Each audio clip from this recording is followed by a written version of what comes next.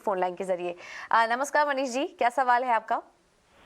जी ma'am, मैंने विप्रो से 50 share लिया हुआ है। नहीं मैम, 401 रुपए का।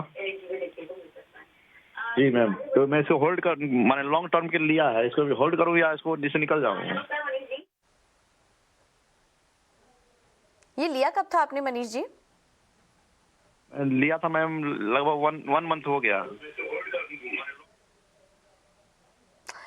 खरीद भाव थोड़ा हम स्क्रीन पर करेक्ट करना चाहेंगे। इनका खरीद भाव 401 है और उन्होंने 50 शेयर लिए हुए हैं विप्रो में। ये सवाल है इनका, तो इसको हम थोड़ा करेक्ट करेंगे।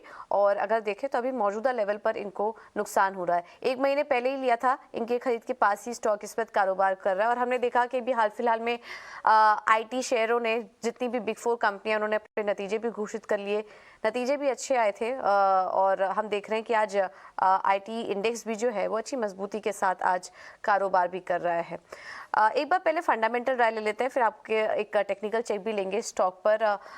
आशीष जी, क्या व्यू बन रहा है आपका विप्रो पर? अगर लॉन्ग टर्म के लिए ये कह रहे हैं कि इसको होल्ड कर सकते हैं विप्रो को, क्या लेवल्स आपको सही नजर आ रहे हैं विप्रो के लिए? लॉन्ग टर्म के लिए अच्छा लग रहा है आपको ये स्टॉक, या फिर दूसरा कोई स्टॉक आप इनको सजेस्ट करेंगे?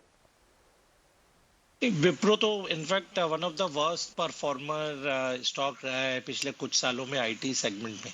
इनफैक्ट आरबी भी देखिए तो 600 सवा 600 के ऊपर था ये स्टॉक एक साल पहले, और अभी भी अपने 52 वीक लो के पास में ट्रेड कर रहा है। नतीजे जैसे भी हों, बट कोई एंथुजियाज्म नहीं है मार्केट में विप्रो के स्टॉक्स को परचेज करने का। तो मेरी सलाह रहेगी स्टॉक में से निकल जाने की, और मैं आपको 2 अल्टरनेटिव सजेस्ट कर सकता हूँ। यदि आईटी में रहना है तो मेरा मानना है केपीआईटी एक बेहतरीन बैट रहेगा, जहाँ पे कंसिस्टेंटली उनके नतीजे भी अच्छे आ रहे हैं और स्टॉक अपने 52 वीक हाई के नियर टेरिटरी में है।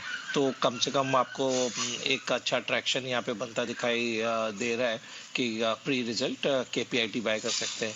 और यदि आपको सेम प्राइस रेंज में स्टॉक खरीदना है तो मैं सीजी पावर का स्टॉक रिकमेंड करना चाहूँगा, जो 303-304 रुपए के आसपास ट्रेड कर रहा है। और ये एक बड़ी स्टोरी बन रही है क्योंकि ट्रांसफार्मर, रेलवे और कंज्यूमर इलेक्ट्रिकल्स, ये तीनों बिजनेस है सीजी पावर में, और तीनों ही बिजनेस में काफ़ी अच्छा परफॉर्मेंस देखने को मिल रहा है। तो सीजी पावर का मेरा इनफैक्ट एक साल का लक्ष्य करीब 375 रुपए का रहेगा। तो विप्रो के कंपैरिजन में केपीआईटी और सीजी पावर दोनों ही आउट परफॉर्म करने वाले हैं, तो एक डेड स्टॉक पे निवेश ना करें, ये मेरी सलाह है।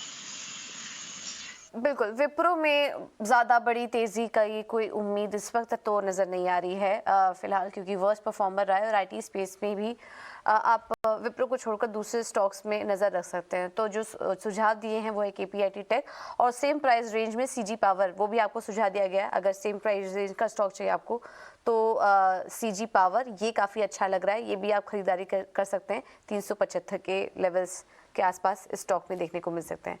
तो ये रहा है विप्रो पर। एक बार एक टेक्निकल चेक भी ले लेते हैं। सुमित, विप्रो अगर किसी ने शॉर्ट टर्म के लिए यहाँ पर खरीदारी की हो तो अभी इन स्तरों पर क्या करें?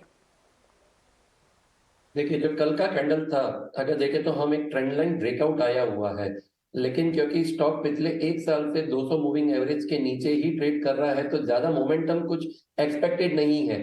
तो कल के जो हाई है, अगर उसके ऊपर आज मुझे क्लोजिंग मिल रही है तो सिर्फ एक शॉर्ट टर्म रिबाउंड के लिए मैं ले सकता हूं। मैक्स टू मैक्स जो मेरा टारगेट रहेगा, डेट विल बी अराउंड 446। ठीक है, तो एक रिबाउंड के लिए आप कर सकते हैं। आपको देखिए शॉर्ट टर्म चार्ट्स पे कैसा लग रहा है वो भी बता दिया है, लॉन्ग टर्म भी दे दिया है। तो एक रिबाउंड का आप वेट कर सकते हैं 400 के ऊपर के लेवल्स के लिए, उसके बाद निकल जाइए विप्रो से। लॉन्ग टर्म बने रहने का कोई पॉइंट नहीं है। उसके अलावा दूसरे स्टॉक